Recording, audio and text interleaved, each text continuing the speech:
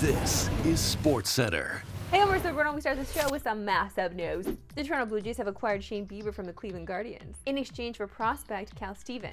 It's been no secret the Jays are looking to bolster their rotation. And what better way to do that than picking up a former Cy Young winner? Oh yeah, and a Golden Glove winner, Triple Crown winner, and two-time All-Star.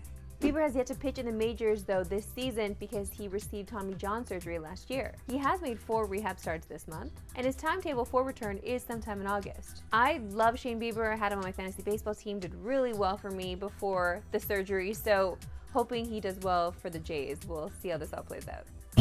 To the World Aquatics Championships now, where Summer McIntosh is back in action today. She's already got 2 gold medals in her quest for 5 individual titles, a feat only the great Michael Phelps has achieved. And today she looks to make it 3 with the women's 200-meter butterfly. McIntosh on her way. She's on her way to a gold medal. There's no doubt about that.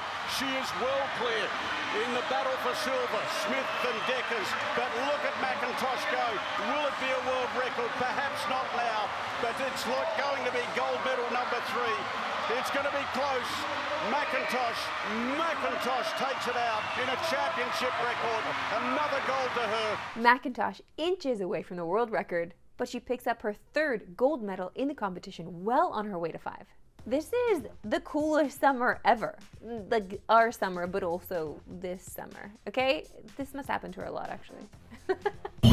Ferrari have ended speculation surrounding the future of team principal Fred Vasseur by agreeing to a multi-year contract. Former Red Bull team principal Christian Horner had been linked with the job since he and Red Bull parted ways a few weeks ago.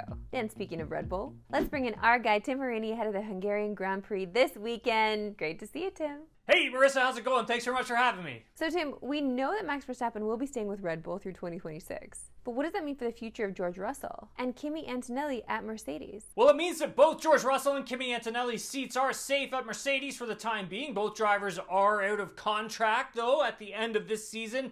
However, I have heard from Mercedes team principal Toto Wolff, and he has made mention that he wants both drivers back at the team for the 2026 season. I heard from George Russell on Thursday, and he was asked if there was going to be an announcement from his side about his contract with Mercedes anytime soon, and he said no, basically nothing yet to announce. We could go on our summer breaks, our holidays, because F1 does do a summer shutdown after the Hungarian Grand Prix for a few weeks, but I do feel we will hear something in the near future. It only makes sense, really. George is having one of the best seasons that he's ever had in F1, and Mercedes is really trending in the right direction, and it looks like they're going to be competitive for the 2026 season as well. I think what's holding this whole thing up, however, is contract length.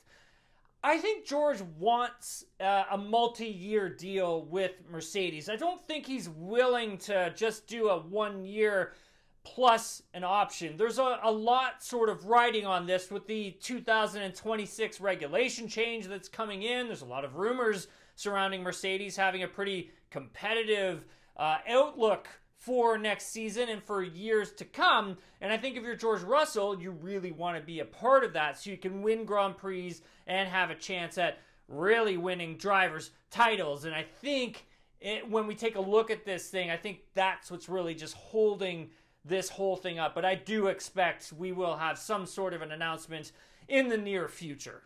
Timothy, thank you as always. All right, thanks very much for having me, Marissa. Really appreciate it. Thanks to producer Mike as well.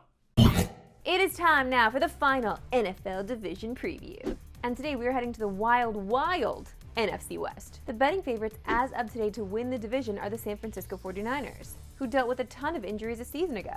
And even though they'll be a lot healthier in 2025, they also lost a ton of key players this offseason. I mean, come on, just look at the list. Now, the reason for all this roster turnover is San Fran's decision to re-sign quarterback Brock Purdy to an extension, which made him go from easily the biggest bargain QB in the league to one of the most expensive. So now with a pretty different roster in 2025 than he's had in the past, we'll see whether he can live up to the deal. Another team that should be in play for the division title out west is the reigning winners themselves, the Los Angeles Rams, who honestly had a pretty quiet offseason aside for a swap at wide receiver, as they let Cooper Kupp go, then brought in Devontae Adams to replace him. And if you go by the numbers, it's hard not to feel like they upgraded. And while the wide receiver room is looking better, we can't say the same about their quarterback situation, as Matthew Stafford has been dealing with some back soreness and has now missed 2 straight weeks of training camp. Head coach Sean McVay made it clear the Rams are just being cautious, but you can't help but worry about the now 37-year-old, already struggling to stay healthy this year.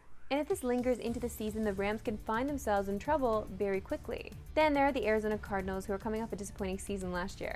And a big part of their struggles can be attributed to the underwhelming season of Marvin Harrison Jr. But we can keep this one pretty short and sweet.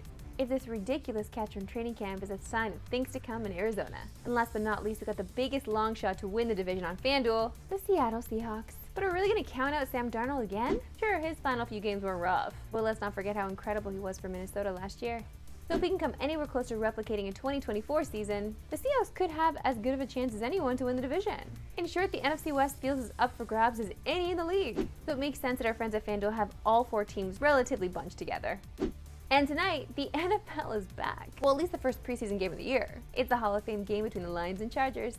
And you can catch it right here on TSN at 8 p.m. Eastern, 5 p.m. Pacific. That's all for today. We'll see you back tomorrow at 3 Eastern, noon Pacific. Have a good one.